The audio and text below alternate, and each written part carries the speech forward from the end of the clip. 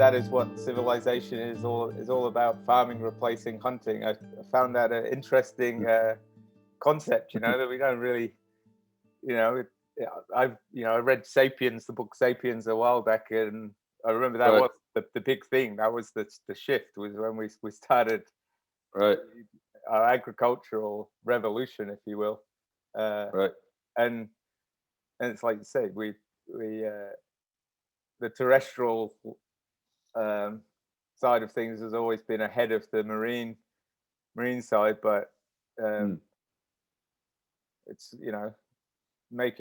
obviously making some really good progress in that department.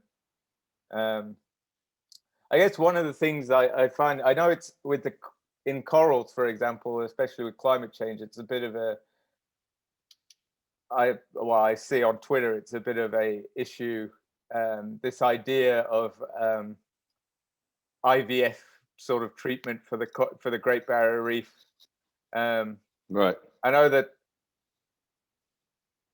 I'm not really, I wouldn't say I'm qualified to know enough about it, but in the way how it works, I find it, the headlines at least, to be a very kind of you're talking about an area of land the size of Italy, and it's also, we need the problem to be fixed of climate change in order for these corals to survive. Otherwise, it's putting in a lot of money for nothing. But I mean, I was interested to hear your thoughts on that kind of of thing, and what the challenges and what the possible solutions might be.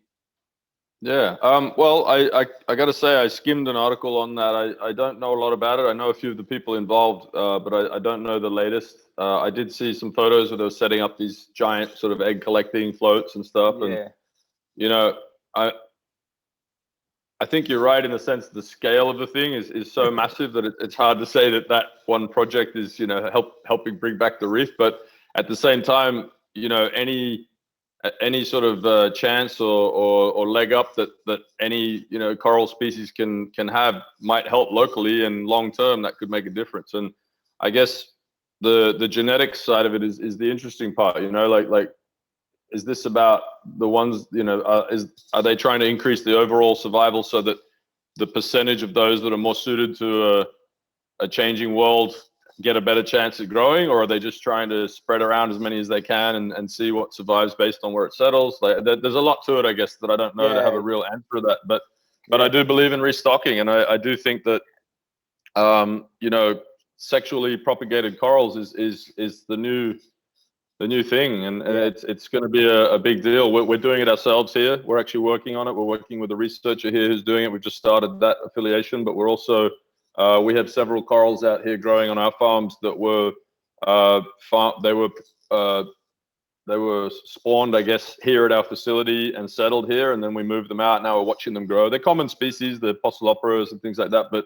But the point is that we're trying to test the fecundity or the viability of that project. So ultimately, I'd love to be growing corals, propagating them sexually for the aquarium trade, because then we can also get more selective and tweak stuff. But it takes 2 years, to get to a marketable size, especially if you want to do it on scale. Not maybe 2 years is a bit broad, maybe 1 year, but the point is it's a huge investment as it is. We're doing a lot of propagation asexually, so we have a lot of fragmentation going on, but it's, we monitor it pretty seriously. So as an example, like there's one particular coral that I found just straight off here, like 2 k's out on the outer reef, and I found one head of it, and I'd never seen that coral. It was a type of Acropora, but it was more the coloration I hadn't seen. So I literally took one branch, and then I looked around and found a few pieces that had actually snapped off, and I brought them back and settled them onto a base, planted them on a base, got them growing in our tanks here, and then we put them back out there, and now we have 6 of them, and there's a lot there, and from that we can, we don't export hard coral. Actually, I just did that because it was such a nice coral. I want to make sure it stays, so I just basically fragged it out to make sure there's still a population there. But I've also done that a lot with soft corals. And now we commercially produce soft corals, but we have our own colonies. So we reestablished our own broodstock colonies from small cuttings. We grew them out. Now we have our own sites of colonies that we've planted. and we can go back there and just take a slice, which is, you know, maybe 1/10 of the whole coral or something, or like a very small part of that colony. We can just take a slice, which is healed in a month anyway, and from that I can produce another 200 frags, or you know, depends on the species. But you know, we are doing our best to our focus was that any biomass we export from Palau is produced on site at our facility, not from the ocean. So even if we're fragging, it's 2 generations of fragging before that coral's going out, basically. Oh, it's great. Yeah, it all takes time, and especially corals and clams. So we do a lot of giant clams. We actually did a couple of new species last year. We did Tridacna noe, which is the teardrop clam, and we managed to breed those, and that was exciting. Actually, I've always wanted to get that species down, and they're pretty unique. They're only found in like really high action, high surf areas, at least in Palau. That's the only place I can find them, and very rare to find the blue ones or the green ones. So